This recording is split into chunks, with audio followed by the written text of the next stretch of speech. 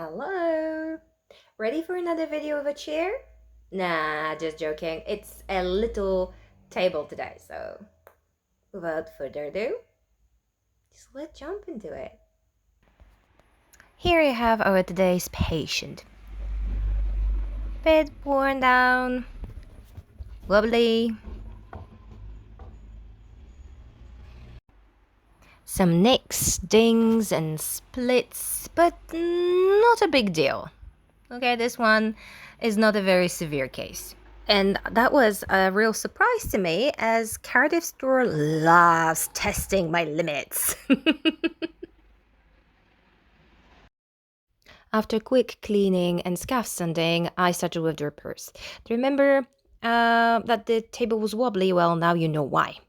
So I decided to sit down and sort this one out. So what I did is, and well, here I apologize for the bad camera work, but I didn't notice that I actually moved out of the camera range. So basically, you can't see me right now pushing a lot of glue there in that space. And now, because I had no way whatsoever so to just glue this part of the table and put a clamp.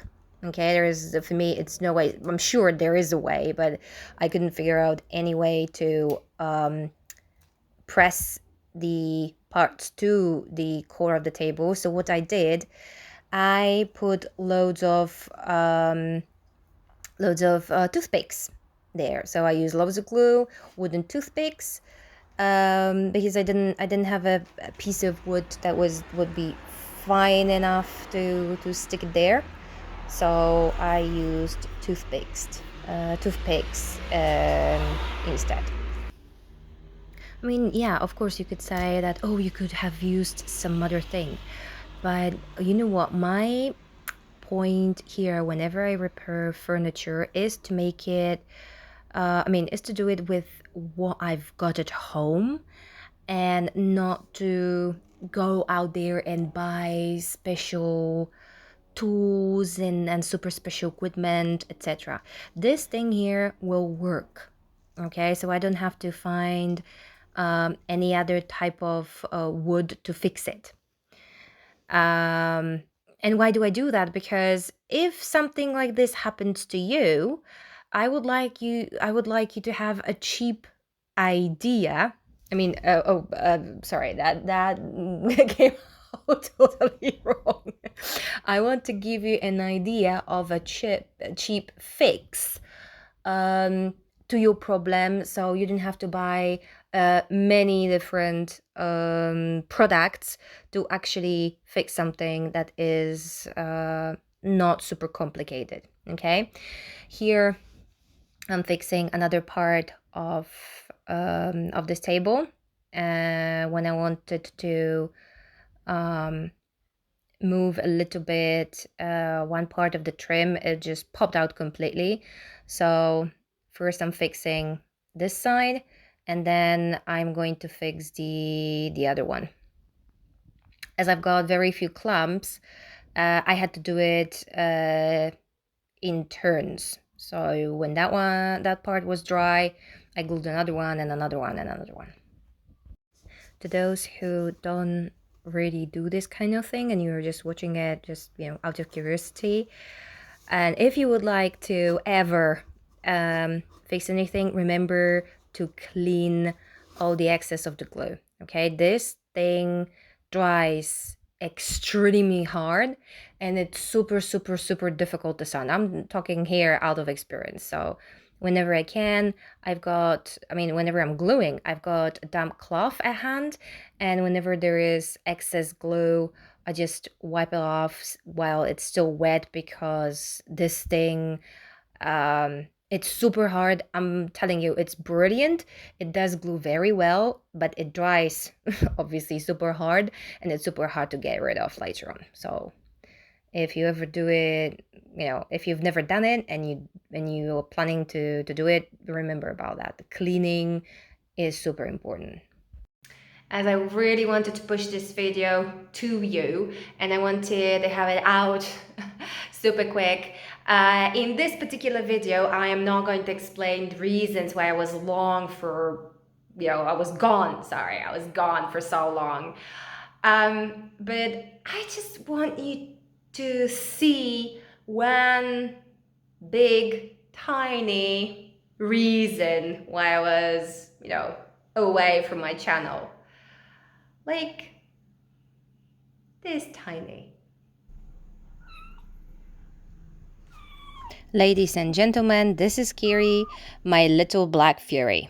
She's a stray kitten who was brought to me by the kids when we were out on the playground.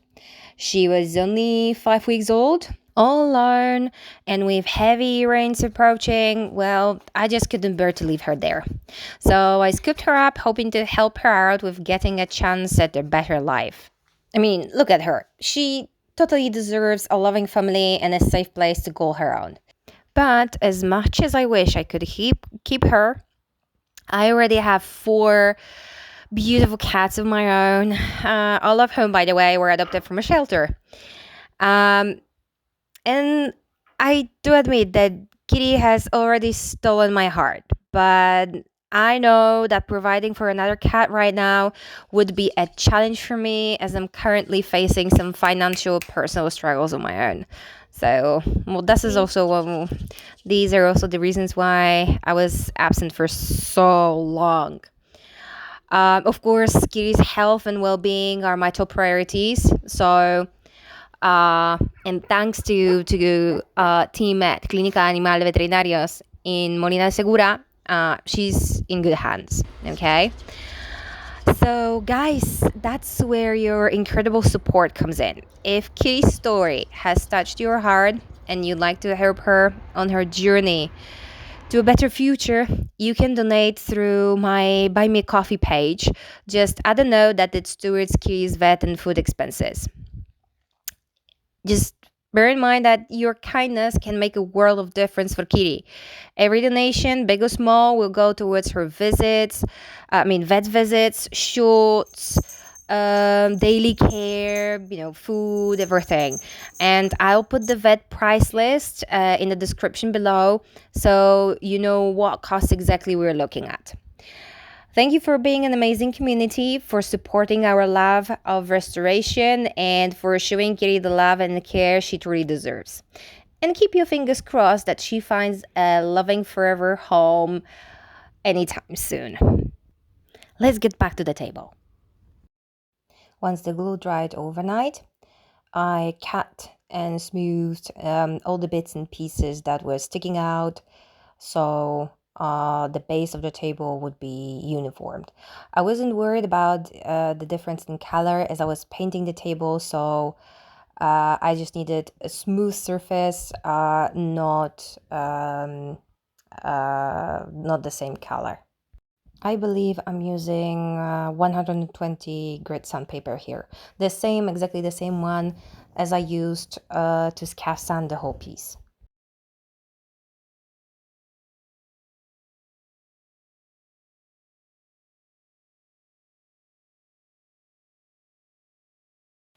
When I had that part done, I moved on to glue the final part of the tabletop. As I said, the reason why I'm doing it, bit by bit, is because I didn't have enough clumps to do that. So, but anyways, it's not a big deal. Just remember, whenever you're gluing, clean up the whole mess of the glue, because it's not funny. It's not funny when you have to sand all of it the following day. Okay, wait, stop here. I'd like to apologize once again. Well, here should be the footage of me priming the table with white primer and putting the first 2 coats of this beigey color paint. I have no idea what happened to it, so yeah, but this is what happened to the table. Okay, let's go. So this is the 3rd coat. As you can see, I'm not worried at all in terms of brush strokes, because I want this table to look as it was painted by hand. So I do want brush strokes, so I'm not worried about it. So I let the paint be a bit thick so I can have my brush strokes, and I'm not watering down the paint with my mustard bottle. So here you've got the table that is all dried up. This is pretty much the color of the paint. The other one with the sunlight and when it was wet wasn't really giving the actual color of the paint. So if you want to know what the color of the table was when the paint was dry, this is it. And now I'm using dark wax by Rust-Oleum, and I'm going to go pretty wild on the table with it. So brace yourself. Here we go. I made sure that all the table was covered with brown wax because I decided that this is gonna be my base coat of it, and this is also going to be my protective layer for the paint I put on. And well, yeah, I know it looks horrible right now, but as they say, trust the process.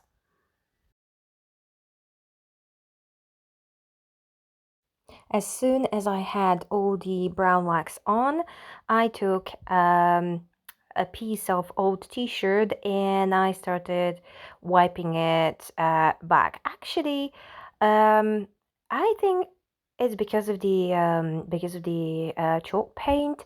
The wax didn't really want to wipe down pretty much, but it didn't worry me. Okay, I'm not trying to lighten the wax here. What I'm trying to do is just to make sure that there is no leftover of the brown wax on top.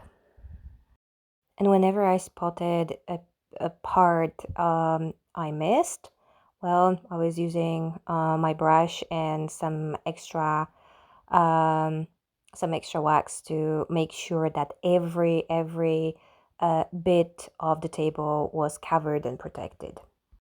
Okay, so now things are going to start getting better and nicer. I'm using a white wax here by LaPajarita.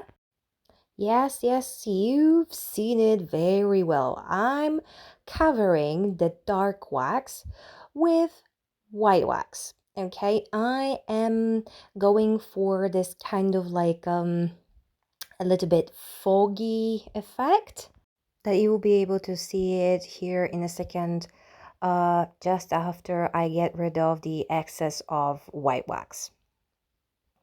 Personally, I this is the first time I'm doing it, so putting first dark wax and then white wax, but I've already seen a few people doing that on the internet.